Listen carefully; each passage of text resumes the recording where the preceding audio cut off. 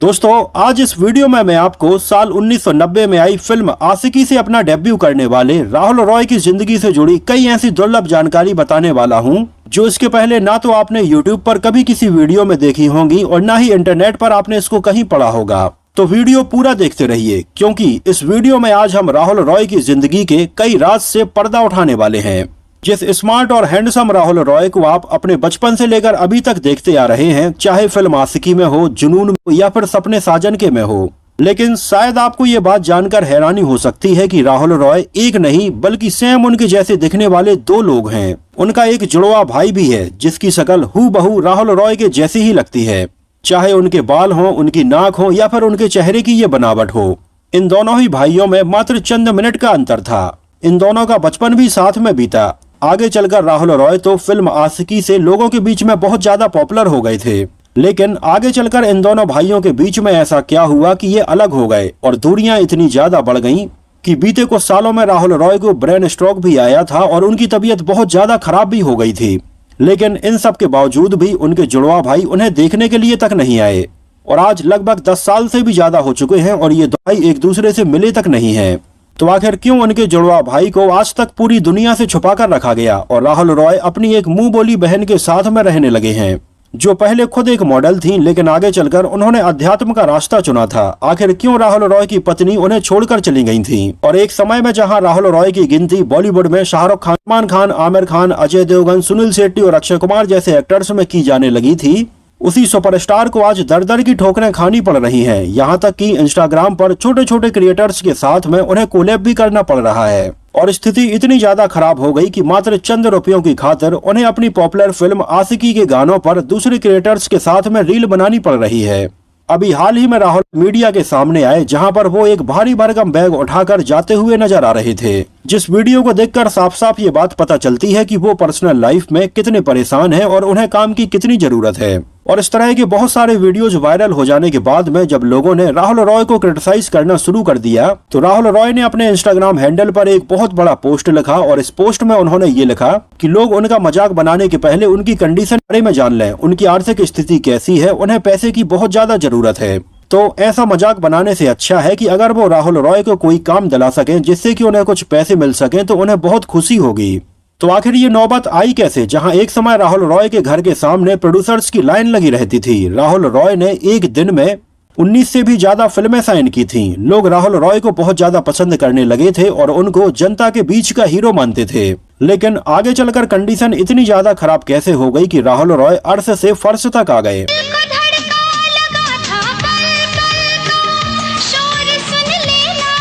राहुल रॉय के बड़े भाई रोहित रॉय उनसे उम्र में 26 मिनट बड़े थे। दोनों ही भाइयों का जन्म 9 फरवरी 1966 को बॉम्बे में हुआ था, जहां इनके पिता दीपक एक जाने माने स्विमर और स्पोर्ट्स में काफी एक्टिव थे और एक बिजनेसमैन भी थे।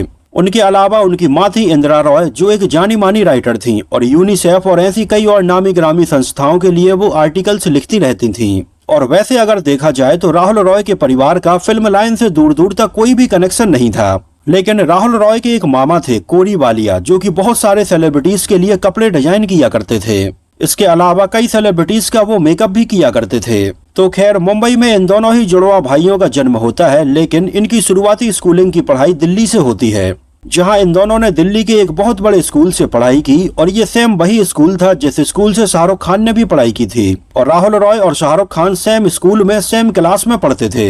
हालांकि इस स्कूल में राहुल रॉय और उनके जुड़वा भाई ज्यादा लंबे समय तक नहीं पढ़ पाए। आगे चलकर उनके माता पिता का डिवोर्स हो गया, जिसकी वजह से लगभग 11 साल की उम्र में राहुल रॉय और उनके जुड़वा भाई को हिमाचल के एक बोर्डिंग स्कूल में भेज दिया गया। ये वहाँ का बहुत ही फेमस बोर्डिंग स्कूल है, जिसका नाम है लॉरेंस स्कूल सांवर। जिस सेम स्कूल में संजय दत्त भी पढ़े थे और वो राहुल रॉय के सीनियर थे। इसके अलावा पूजा बेदी और जाने माने डायरेक्टर अपूर्व लखिया, जो अभी सलमान खान की वाली फिल्म मातृभूमि का डायरेक्शन भी कर रहे हैं, वो राहुल रॉय से 1 साल जूनियर थे। खैर, इस समय तक चीजें नॉर्मली चलती जा रही थीं, लेकिन राहुल रॉय देखने में स्मार्ट और हैंडसम तो बचपन से ही थे। तो उस समय रोहित खोसला नाम के एक डिजाइनर थे, जिन्होंने राहुल रॉय को दिल्ली में देखा। उन्हें राहुल रॉय की पर्सनालिटी बहुत ज्यादा पसंद आई, तो उन्होंने राहुल रॉय को अप्रोच किया कि क्या वो उनके लिए मॉडलिंग करेंगे। जिसके बदले में वो उन्हें पैसे भी देंगे। तो राहुल रॉय को ये ऑफर काफी पसंद आया और उन्होंने उनके लिए मॉडलिंग भी की। इस समय तक राहुल रॉय दिल्ली में थे और अपने पिता के साथ में काम कर रहे थे और उनके जो जुड़वा भाई थे वो कनाडा जाकर MBA करने लगे थे। तो उसी समय लेट 80s में राहुल रॉय की जो माँ थी इंदिरा रॉय, उन्होंने एक आर्टिकल लिखा था यूनिसेफ के लिए, जिस पूरे आर्टिकल को उन्होंने इंग्लिश में बेहतरीन तरीके से लिखा था और ये उस समय बहुत ही पॉपुलर मैगजीन में छपा भी था। तो उस समय इस मैगजीन में छपे हुए इस आर्टिकल को जाने माने डायरेक्टर महेश भट्ट ने पढ़ा और ये आर्टिकल उन्हें बहुत पसंद आया और महेश भट्ट को ये इतना पसंद आया कि महेश भट्ट ने उनसे मिलने का भी डिसाइड किया। तो महेश भट्ट सीधे इंदिरा रॉय से मिलने के लिए उनके घर दिल्ली चले गए, जहां घर में उन्होंने इंदिरा रॉय के आर्टिकल की बहुत ज्यादा तारीफ की, लेकिन घर की दीवारों पर राहुल रॉय की बड़ी बड़ी फोटोज लगी हुई थी, जिन फोटोज को महेश भट्ट ने देखा और उन्हें राहुल रॉय की स्टाइल और उनके बाल काफी पसंद आए। तो महेश भट्ट ने पूछा, क्या ये आपका बेटा है? और ये उन्हीं दिनों की बात है जब महेश भट्ट पैरेलली फिल्म आशिकी के ऊपर भी काम कर रहे थे। जिस समय तक उन्होंने फिल्म आशिकी के गानों को सुन लिया था और ये उन्हें काफी पसंद आए थे और इन गानों को लेकर महेश भट्ट एक फिल्म बनाने की तैयारी कर रहे थे। तो इसके लिए उन्होंने राहुल रॉय को फाइनल कर दिया और राहुल रॉय भी इसमें काम करने के लिए ये सोच रहे थे कि अगर फिल्म चली तो ठीक है, नहीं तो फिर से वापस आकर अपने पिता का बिजनेस ही संभालने लगेंगे। उन्हीं दिनों अनु अग्रवाल भी मॉडलिंग में काफी एक्टिव थी और उन्होंने राहुल रॉय के साथ में कुछ मॉडलिंग शूट भी किया था। तो महेश भट्ट को अनु अग्रवाल भी काफी पसंद आई और उन्होंने राहुल रॉय और अनु अग्रवाल को फिल्म आशिकी के लिए साइन कर लिया। अब फिल्म बनी, हालांकि इसके गाने ऑलरेडी लोगों के बीच में पहले से ही पॉपुलर हो चुके थे और फिल्म जब रिलीज हुई तो इसको देखने के सिनेमा घर के बाहर लोगों की लाइनें लग गईं, जहां जगह जगह सिनेमा हॉल के बाहर राहुल रॉय और अनु अग्रवाल के बड़े बड़े होर्डिंग्स लगे हुए थे, जिन होर्डिंग्स में इनका चेहरा नहीं दिख रहा था। इन्होंने अपने कोट से इसको ढका हुआ था। इसमें इन दोनों की केमिस्ट्री लोगों ने इतनी ज्यादा पसंद की, ये लव स्टोरी लोगों को बहुत ज्यादा पसंद आई और गाने तो बिल्कुल कमाल ही थे। यहाँ तक कि आपको बता दें कि फिल्म आशिकी के म्यूजिक एल्बम की उस समय लगभग 1 करोड़ से भी ज्यादा कॉपी सेल हो गई थी, जो आज भी अपने आप में एक बहुत बड़ा रिकॉर्ड बना हुआ है। और टी सीरीज में आज तक सबसे ज्यादा ऑडियो कैसेट बिकने वाला फिल्म आशिकी का ही म्यूजिक एल्बम था। फिल्म जबरदस्त सफल हुई और हर जगह पर राहुल रॉय और अनु अग्रवाल के ही चर्चे होने लगे थे। पॉपुलैरिटी का आलम यह था कि कई जगह पर सैलून के बाहर राहुल रॉय हेयर कट की फोटोज लगने लगी थीं और लोग उनके जैसी हेयर स्टाइल कटवाने के लिए जाने लगे थे। मतलब उस समय राहुल रॉय हेयर कट का बिल्कुल एक अलग ही क्रेज था। हालांकि आपको यहाँ पर ये बात भी बताते चलें कि आज इतने साल बाद भी राहुल रॉय के बाल बिल्कुल भी नहीं झड़े हैं, ना तो उन्होंने कभी विग का यूज किया और ना ही उन्होंने कभी हेयर ट्रांसप्लांटेशन करवाया है। यहाँ पर इस उम्र में भी राहुल रॉय के जो बाल आपको दिख रहे हैं वो उनके रियल बाल हैं। और इसके रिलीज होने के लगभग 1 महीने के अंदर ही राहुल रॉय को लगभग 60 फिल्में ऑफर हुई थीं, जिनमें से राहुल रॉय ने लगभग 47 फिल्मों को साइन भी कर लिया था। इस बारे में राहुल रॉय ने बताया कि ये ऐसा समय था जब उन्होंने एक दिन में ही 19 से भी ज्यादा फिल्में साइन कर ली थीं। उस समय आलम यह था कि कैसे भी करके लोग राहुल रॉय के साथ में फिल्में बनाना चाहते थे और राहुल रॉय के पास में फिल्म की कहानी कैसी है, उसमें उनका किरदार कैसा है, इसको पढ़ने का तक समय नहीं था।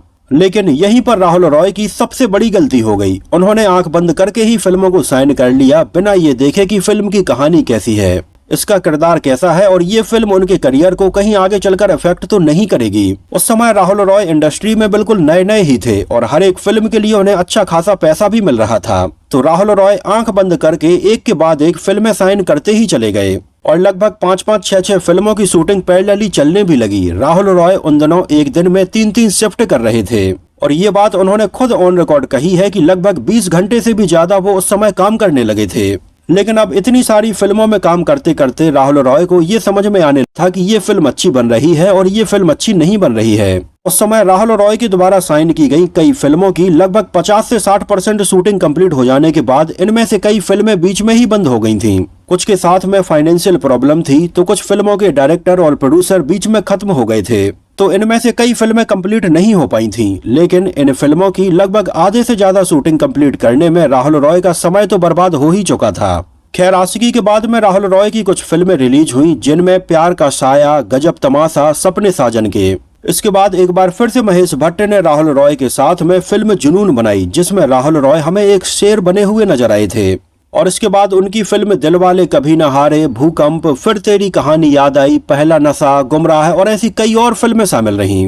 लेकिन हुआ ये कि राहुल रॉय उस समय अपने समय को मैनेज नहीं कर पा रहे थे। फिल्में कंप्लीट करने के लिए वो एक दिन में 3-3 शिफ्ट में काम कर रहे थे और लंबे समय तक इतना ज्यादा काम करने की वजह से ना तो उनकी नींद पूरी हो पा रही थी और ना ही उनकी थकान दूर हो पा रही थी, जिसका नतीजा ये हुआ कि आगे चलकर राहुल रॉय की तबीयत भी थोड़ी खराब रहने लगी थी। खैर, इसके बाद में राहुल रॉय को समझ में आया कि उन्हें इतनी ज्यादा फिल्में नहीं करनी चाहिए और उन्होंने कुछ फिल्में तो जानबूझ के ही छोड़ दी थी। लेकिन इस समय तक काफी देर हो चुकी थी। उनकी इन फ्लॉप फिल्मों ने उनके करियर के ऊपर एक फ्लॉप एक्टर की मुहर लगा दी, क्योंकि राहुल रॉय की महेश भट्ट के द्वारा बनाई गई फिल्मों के अलावा और किसी डायरेक्टर के साथ में कोई भी फिल्म नहीं चल पाई और देखते ही देखते राहुल रॉय का जो करियर है वो बुरी तरह से डैमेज हो गया था। और एक समय जहां राहुल रॉय की गिनती शाहरुख खान, सलमान खान और आमिर खान जैसे एक्टर्स में होने लगी थी, अब इस समय तक ज्यादातर फिल्म मेकर्स राहुल रॉय को अपनी फिल्म में लेने से कतराने लगे थे। इसी दौरान काम करते करते राहुल रॉय के कई एक्ट्रेस के साथ में अफेयर की चर्चाएं भी सामने आने लगी थी, जहां सबसे पहले राहुल रॉय का नाम जुड़ा उनके साथ में आशिकी में काम करने वाली अनु अग्रवाल के साथ में। लेकिन इन दोनों ने ही इस बात को स्पष्ट कर दिया कि इन दोनों के बीच में ऐसा कुछ भी नहीं था। इसके बाद राहुल रॉय का नाम जुड़ा था उनके साथ में जानम, फिर तेरी कहानी याद आई और जुनून में काम करने वाली पूजा भट्ट के साथ में, जिन दोनों की जोड़ी को इन फिल्मों में लोगों ने बहुत ज्यादा पसंद किया था। लेकिन इन दोनों ने ही इस बात को बोला कि इन दोनों के बीच में गहरी दोस्ती के अलावा और कुछ भी नहीं है। पूजा भट्ट महेश भट्ट की बेटी हैं और राहुल रॉय का उस समय महेश भट्ट के घर पर आना जाना लगा ही रहता था और पूजा भट्ट से उनकी अच्छी दोस्ती भी हो गई थी। लेकिन इसके अलावा सबसे पहली बार उनका जो सीन अफेयर सामने आया था वो थी एक्ट्रेस मनीषा कोइराला, जो बहुत ही खूबसूरत थी और उन्होंने राहुल रॉय के साथ में साल 1996 में आई फिल्म मझधार में काम भी किया था। वैसे इसके अलावा भी राहुल रॉय और मनीषा कोइराला ने 2-3 फिल्में और साइन की थी, लेकिन फिल्में बन नहीं पाई थी। और इसी समय राहुल रॉय और मनीषा कोइराला एक दूसरे के काफी करीब आ गए थे और इन दोनों को एक दूसरे से प्यार भी हो गया था। और इस बारे में उस समय आने वाली कई फिल्मी पत्रिकाओं में आर्टिकल भी छापा गया था और कहीं न कहीं ये दोनों भी इस बात को एक्सेप्ट कर चुके थे कि इन दोनों एक दूसरे से प्यार है। लेकिन ये रिश्ता भी ज्यादा लंबे समय तक नहीं चल पाया। कहा जाता है कि उस समय राहुल रॉय ने बहुत सारी फिल्में साइन कर ली थी और वो बहुत ज्यादा बिजी थे और मनीषा कोइराला को तो वो ज्यादा समय दे ही नहीं पा रहे थे। यहाँ तक कि एक खबर तो ये तक छापी गई थी कि राहुल रॉय उस समय मनीषा कोइराला से ज्यादा महेश भट्ट के पीछे लगे रहते थे।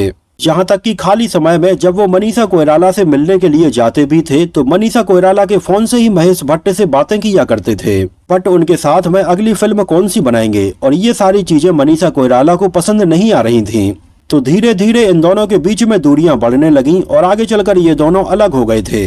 इसके बाद राहुल रॉय की जिंदगी में आई एक और बहुत ही खूबसूरत एक्ट्रेस सुमन रंगनाथन, जो वैसे तो साउथ की हीरोइन थी और उस समय तक वो कई कन्नड़ा, तमिल और तेलुगु फिल्मों में काम भी कर चुकी थी। सुमन रंगनाथन की मुलाकात हुई थी राहुल रॉय से 1996 में आई फिल्म फरेब के टाइम पर, जिस फिल्म को विक्रम भट्ट डायरेक्ट कर रहे थे और मुकेश भट्ट इसको प्रोड्यूस कर रहे थे।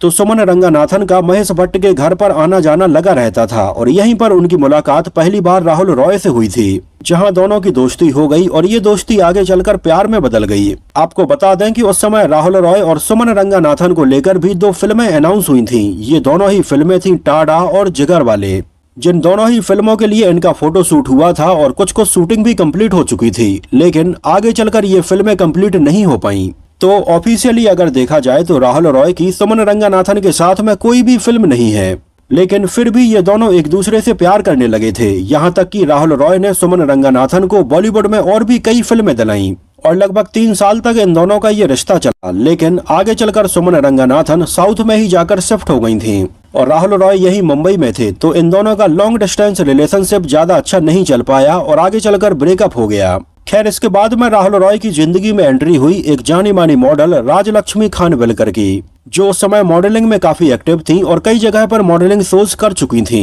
एक क्लब में राहुल रॉय ने उन्हें देखा था और वो उन्हें काफी पसंद आ गई थी। यहाँ पर आपको बताते चलें कि इसके लगभग 1 साल पहले राजलक्ष्मी खानविलकर की समीर सोनी से शादी हो गई थी। समीर सोनी को आपने देखा होगा, जिन्होंने आगे चलकर फिल्म विवाह में शाहिद कपूर के बड़े भाई का रोल निभाया था। इसके अलावा और भी कई टीवी शोज और फिल्मों में नजर आए हैं। तो उस समय राजलक्ष्मी खानविलकर की समीर सोनी से शादी हुई थी, लेकिन इन दोनों की शादी ज्यादा लंबे समय तक नहीं टिक पाई थी और मात्र 1 साल में ही इन दोनों का डिवोर्स हो गया था। और इसके बाद में उनसे साल 2000 में राहुल रॉय ने शादी कर ली। खैर, शादी के बाद कुछ समय तक तो इन दोनों की जिंदगी बहुत अच्छी चली, लेकिन आगे चलकर उनकी वाइफ राजलक्ष्मी खानविलकर ऑस्ट्रेलिया जाकर शिफ्ट हो गई थी और वो ये चाहती थी कि उनके साथ में राहुल रॉय भी इंडिया छोड़कर ऑस्ट्रेलिया चले जाएं। लेकिन राहुल रॉय ऑस्ट्रेलिया जाना नहीं चाहते थे, उनका मन तो इंडिया में ही लगता था। तो इन सारी चीजों की वजह से इन दोनों के बीच में तनाव बना ही रहता था। हालांकि आपको बता दें कि एक समय तो राहुल रॉय अपनी वाइफ के साथ में लगभग 2 सालों के लिए ऑस्ट्रेलिया जाकर शिफ्ट भी हो गए। और आगे चलकर अपने एक इंटरव्यू में राहुल रॉय ने बताया कि यही शायद उनकी जिंदगी की सबसे बड़ी गलती थी, क्योंकि इस दौरान वो फिल्मों से और बॉलीवुड से बिल्कुल दूर हो गए थे और लोगों को ये लगा कि अब शायद राहुल रॉय फिल्में करना नहीं चाहते हैं। तो इस 2-2.5 साल के गैप के बाद राहुल रॉय को लगभग फिल्में मिलना ही बंद हो गई थीं। और ये राहुल रॉय की जस्ट शादी के बाद वाला फेज था और लगभग 3-4 साल तक राहुल रॉय बॉलीवुड से गायब रहे, उनकी कोई भी फिल्म रिलीज नहीं हुई। और कहीं ना कहीं यही वो समय था जब लोगों ने राहुल रॉय को भुला दिया था। और बस इसके बाद तो राहुल रॉय का करियर इतना ज्यादा डाउन हो गया था जो आज तक नहीं उठ पाया है। खैर, कैसे भी राहुल रॉय और उनकी पत्नी ने इस शादी को लगभग 14 सालों तक खींचा, लेकिन ये दोनों लगभग एक दूसरे अलग ही रहते थे और इन दोनों का एक भी बच्चा नहीं हुआ। और आगे चलकर फाइनली लगभग 14 साल के बाद साल 2014 में इन दोनों का डिवोर्स हो गया था।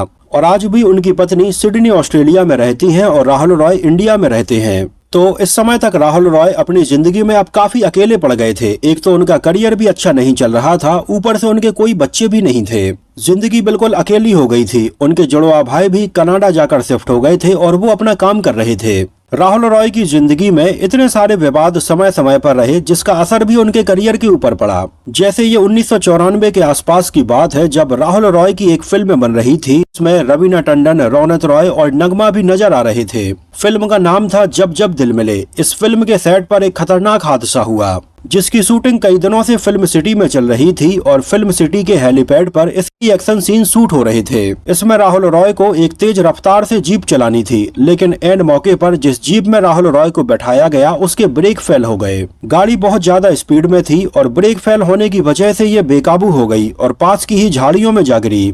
खैर, जब फिल्म सिटी में इन एक्शन सीक्वेंस को शूट किया जा रहा था उस समय यहाँ से भीड़ को खाली करवा लिया गया था और यहाँ पर कोई भी नहीं था।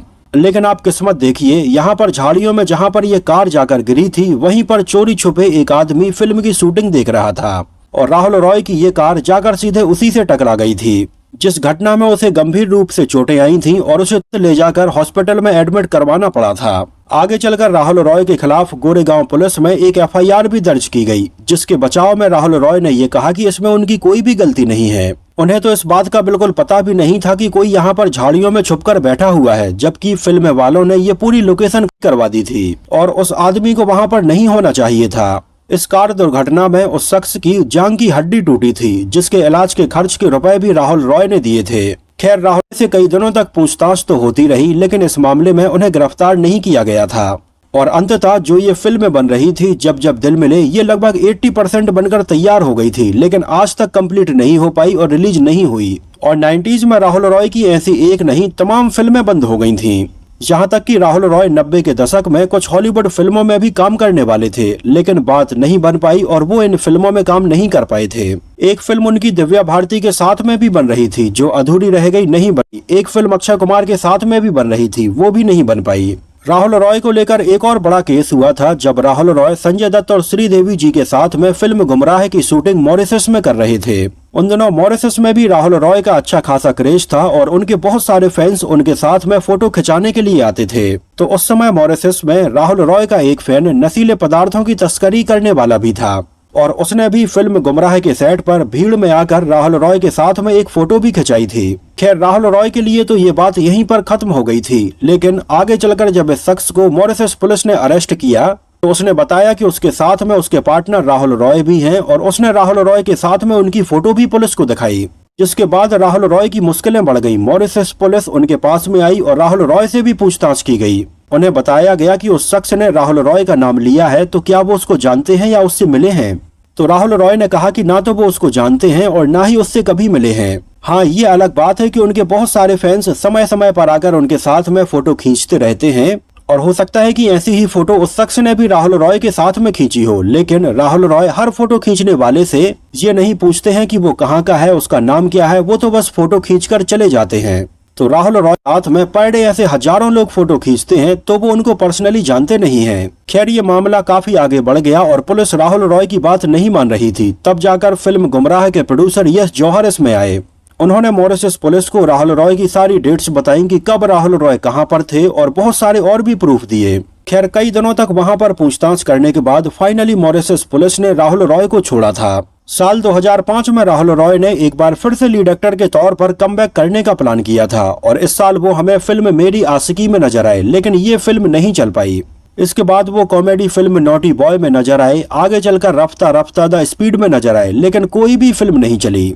इसी दौरान राहुल रॉय अपने करियर को रिवाइव करने के लिए और लोगों की नजर में आने के लिए बिग बॉस में भी गए थे और बिग बॉस में राहुल रॉय ये शो जीते भी थे, लेकिन इसका कुछ खास फायदा उनके करियर को नहीं हो पाया और इस दौरान राहुल रॉय को कई बी और सी ग्रेड यहाँ तक कि डी ग्रेड फिल्में तक करनी पड़ी, जिनमें से उनकी कुछ फिल्में तो ऐसी भी रही जिनको सिनेमा हॉल तक नसीब नहीं हुआ। और फाइनली जब उन्हें कहीं से भी अच्छी फिल्में नहीं मिल रही थीं, तो उन्होंने परेशान होकर सोचा कि वो खुद अपनी प्रोडक्शन कंपनी बनाएंगे और फिल्में बनाएंगे और उन्होंने साल 2011 में अपनी खुद की एक प्रोडक्शन कंपनी खोली राहुल रॉय प्रोडक्शंस के नाम से और इसके बैनर तले उन्होंने पहली फिल्म बनाई थी, एक भोजपुरी फिल्म जो साल 2011 में रिलीज हुई थी। फिल्म का नाम था ऐलान, जिसमें हमें राहुल रॉय तो नजर आए ही थे, उनके साथ में मनोज तिवारी भी नजर आए थे। खैर इससे राहुल रॉय को अच्छी खासी उम्मीदें थीं, लेकिन ये फिल्म भी कुछ खास नहीं चल पाई थी और इसके बाद राहुल रॉय एक बार फिर से बी, सी और डी ग्रेड की फिल्मों में ही काम करने लगे थे, जिनमें सबसे बड़ा मुजरिम, टू बी और नॉट टू बी, 2016 एंड और नाइट एंड फॉग जैसी कई फिल्में शामिल रहीं। करियर अच्छा चल नहीं रहा था, फैमिली का कोई भी साथ में नहीं था और धीरे धीरे उम्र भी हावी होती जा रही थी और उस समय तो ऐसा लग रहा था जैसे भगवान ने चारों तरफ से राहुल रॉय के लिए दरवाजे बंद कर दिए हों। और इस दौरान राहुल रॉय काम मांगने के लिए जगह जगह भटक रहे थे, कई प्रोडक्शन हाउस के चक्कर लगा रहे थे, जहां तक कि फेसबुक और इंस्टाग्राम पर कई प्रोडक्शन हाउस मैसेज भी कर रहे थे। तो ऐसे ही उन्होंने एक बार फेसबुक से मैसेज किया था प्रियंका रॉय को, जो उस समय की एक जानी मानी मॉडल थी, जो कई मॉडलिंग एजेंसीज और एडवर्टाइजमेंट में भी काम कर चुकी थी और राहुल रॉय ने उनसे अपने लिए काम मांगने की रिक्वेस्ट की। खैर उन्हें ज्यादा कुछ काम तो नहीं मिल पाया, लेकिन धीरे धीरे प्रियंका रॉय और राहुल रॉय की अच्छी खासी बातें होने लगी थीं। दोनों की बॉन्डिंग अच्छी खासी हो गई और राहुल रॉय ने आगे चलकर प्रियंका रॉय को अपनी बहन मान लिया और प्रियंका ने भी राहुल रॉय को अपने भाई के तौर पर एक्सेप्ट कर लिया और ये दोनों भाई बहन के तौर पर रहने लगे। यहाँ पर आपको बताते चलें कि कुछ समय के बाद प्रियंका रॉय की शादी हो गई थी और उन्होंने ग्लैमर की दुनिया को छोड़कर पूरी तरह से अध्यात्म की दुनिया को अपना लिया था और उन्होंने अपना नाम भी प्रियंका से बदलकर हरी माँ कर लिया था। और यहाँ पर मैं आपको उनकी कुछ फोटोग्राफ दिखा रहा हूँ, जहाँ पर ये उनकी पहले की फोटोग्राफ्स हैं जब वो एक मॉडल थी और यहाँ पर अब ये उनकी रिसेंट फोटोग्राफ हैं जब उन्होंने अध्यात्म को अपना लिया है। उनका राहुल रॉय के साथ में बॉन्ड इतना स्ट्रांग हो गया कि वो राहुल रॉय को अपने बेटे के जैसा समझने लगी। उन्होंने राहुल रॉय को बहुत ज्यादा सपोर्ट किया, अपने घर में उन्हें रखा और उन्हें काम भी दिलाया। तो उन्होंने राहुल रॉय की ऐसे समय में हेल्प की जब राहुल रॉय को हेल्प की बहुत ज्यादा जरूरत थी और यही वजह है कि आज राहुल रॉय सबसे ज्यादा अगर इस दुनिया में किसी को मानते हैं तो वो हरी माँ ही है। खैर इस समय तक चीजें ठीक ठाक चलने लगी थी, राहुल रॉय भी छोटी मोटी फिल्मों में काम करने लगे थे, लेकिन अभी उनकी जिंदगी कुछ और बड़ा होना बाकी था। ये साल था 2020 का, जब राहुल रॉय अपनी एक फिल्म की शूटिंग कारगिल में कर रहे थे, जहां पर बहुत ज्यादा ठंड थी और इतनी ठंड की वजह से राहुल को अचानक से ब्रेन स्ट्रोक आ गया, जिसकी वजह से उन्हें तुरंत मुंबई वापस लाया गया। यहाँ पर उनकी बहन हरी माँ उनसे मिली और उन्हें तुरंत हॉस्पिटल में एडमिट करवाया, जहां राहुल रॉय की कंडीशन बहुत ज्यादा खराब हो गई थी। उन्हें बेड रेस्ट पर रखा गया, वो ना तो बोल पा रहे थे और ना ही चल पा रहे थे। तो ऐसे में लगभग 1 से 1.5 महीने उनकी बहन ने उनकी बहुत मदद की, उनकी पूरी देखरेख उन्होंने की, जहां तक कि उन्होंने राहुल रॉय के हॉस्पिटल के कई बिल का पेमेंट भी किया।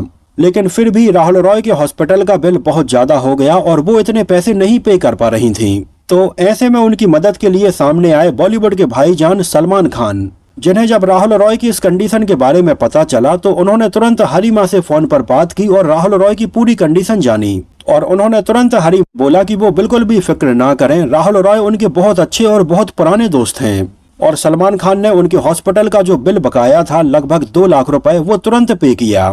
और इस बात का जिक्र खुद राहुल रॉय और हरी माँ ने एक इंटरव्यू में किया था। ये किसी के द्वारा बोली गई और किसी के द्वारा बनाई गई बात नहीं है। तो ऐसे कई और भी मौके रहे जहां पर सलमान खान ने ऐसे जरूरतमंद लोगों की मदद की।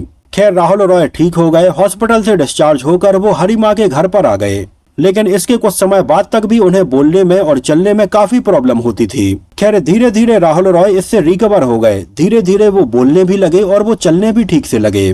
लेकिन ठीक हो जाने के बाद में भी राहुल रॉय के पास में काम नहीं था। इक्का दुक्का बी और सी ग्रेड की फिल्मों में उन्होंने काम किया, लेकिन अभी भी उन्हें काम की बहुत ज्यादा जरूरत थी।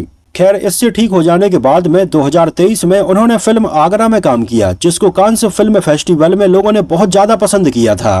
राहुल रॉय का काम भी इसमें लोगों को पसंद आया, लेकिन इसके बाद भी उन्हें कोई बड़ी फिल्म नहीं मिल पाई और बेचारे राहुल रॉय को अपना खर्च चलाने के लिए कई छोटे छोटे कंटेंट क्रिएटर्स के साथ में कोलेब्रेशन करना पड़ा। और अभी आपने देखा होगा कि इंस्टाग्राम पर राहुल रॉय की डॉक्टर वनीता धागड़े के साथ में उनकी फिल्म आशिकी के गानों के ऊपर कई रील्स वायरल हुई थी, जिन डॉक्टर अनीता वागड़े की इंस्टाग्राम अकाउंट पर अपलोड किया गया था। और एक पार्क में राहुल रॉय और वो इन गानों पर शूट कर रही थी, जो सारी रील्स इंस्टाग्राम पर रातों रात वायरल हो गयी और लोगों ने ये कमेंट किया कि राहुल रॉय अपना खुद मजाक बना रहे हैं।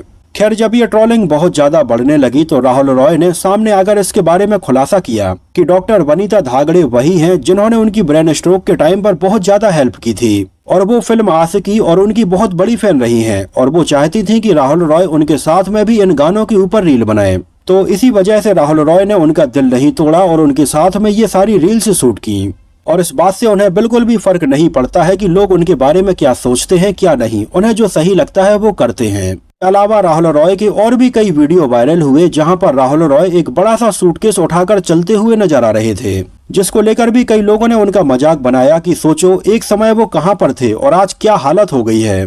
खैर, इसको लेकर भी जब उन्हें बहुत ज्यादा क्रिटिसाइज किया जाने लगा तो उन्होंने अपने इंस्टाग्राम अकाउंट पर एक बड़ी पोस्ट डाली, जिसमें उनका लोगों से ये कहना था कि उनका मजाक बनाने से अच्छा है अगर वो उनके लिए कुछ काम दिला पाए, उनके लिए खुशी की बात होगी।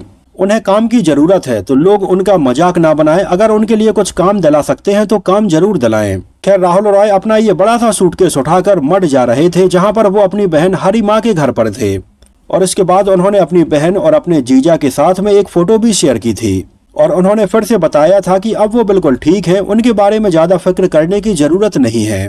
खैर, राहुल रॉय का दर्द उनके कई पुराने इंटरव्यूज देखने के लिए मिलता है। जब उन्हें ब्रेन स्ट्रोक हुआ था उस समय उन्होंने बताया कि उनके जुड़वा भाई रोहित रॉय कनाडा में थे और लगभग 10 साल तक वो उन्हें देखने के लिए नहीं आए थे और आज तो लगभग 10 साल से भी ज्यादा हो चुके हैं और वो उनसे मिले तक नहीं हैं। वो कनाडा में अपने काम में इतने ज्यादा बिजी हैं कि भाई के साथ में हुई इस कंडीशन को देखने के लिए तक नहीं आ पाए। खैर, यहाँ पर आपको बता दें कि एक समय राजेंद्र कुमार राहुल रॉय और उनके भाई रोहित रॉय से एक पार्टी में मिले थे, जिन्हें ये दोनों ही भाई बहुत पसंद आए थे। आपको बता दें कि उनके भाई रोहित रॉय की लंबाई भी लगभग 6 फीट 4 इंच है और वो अच्छे खासे बॉडी बिल्डर भी हैं। तो राजेंद्र कुमार इन दोनों ही भाइयों को देखकर इतने ज्यादा इम्प्रेस हुए कि इन दोनों ही भाइयों के साथ में वो एक हॉलीवुड फिल्म ट्विंस का रीमेक बनाना चाहते थे, जिसमें रोहित अर्नोल्ड भूमिका में होने वाले थे और राहुल डैनी की भूमिका में होने वाले थे। लेकिन उनके भाई रोहित का फिल्मों में आने का कोई भी प्लान नहीं था, इस वजह से ये फिल्म नहीं बन पाई थी। राहुल रॉय ने अपने करियर में और भी कई गलतियां, जब फिल्म आशिकी के बाद में उन्हें बहुत सारी फिल्में ऑफर होने लगी थी तो वो आंख बंद करके इन फिल्मों को साइन करते जा रहे थे, जिसकी वजह से वो उस समय के कई अच्छे डायरेक्टर्स के साथ में अच्छी फिल्मों में काम नहीं कर पाए थे। नहीं तो आपको बता दें कि पहले डायरेक्टर यश चोपड़ा ने फिल्म डर में उन्हें साइन करने का प्लान बनाया था और उन्हें शाहरुख खान के रोल में लेना चाहते थे, लेकिन राहुल रॉय के पास में डेट्स नहीं थी और वो इसमें काम नहीं कर पाए थे। ठीक ऐसा ही अक्षय कुमार की फिल्म खिलाड़ी के टाइम पर भी हुआ था। पहले ये फिल्म भी राहुल रॉय को ही ऑफर हुई थी, लेकिन वो इसमें काम नहीं कर पाए। तो उस समय ऐसी कई और भी अच्छी फिल्में रही जो राहुल रॉय के करियर के लिए अच्छी हो सकती थी, लेकिन राहुल रॉय इनमें काम नहीं कर पाए।